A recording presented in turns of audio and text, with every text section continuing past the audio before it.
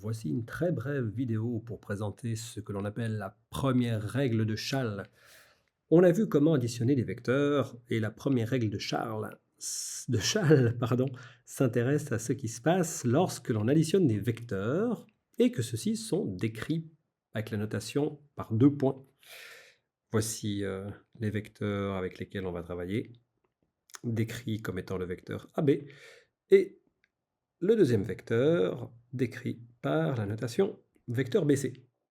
Donc la règle de Charles s'intéresse au cas de figure particulier où le deuxième vecteur est décrit en commençant par un point qui se trouve être la fin de la description du premier vecteur. Donc on se retrouve dans des situations avec deux vecteurs décrits par deux lettres et les lettres qui sont immédiatement de part et d'autre de l'addition sont les mêmes.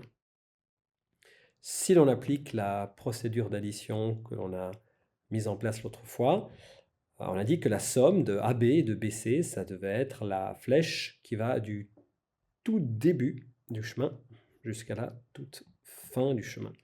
Autrement dit, cette flèche-ci, oups, elle n'est pas très flécheuse, cette flèche. Mais cette flèche, il est difficile de ne pas constater qu'on peut la décrire en parlant du vecteur AC. Bon, très bien, alors on va pouvoir venir compléter notre petite égalité ici. Le vecteur AB plus le vecteur BC, ça fait le vecteur AC.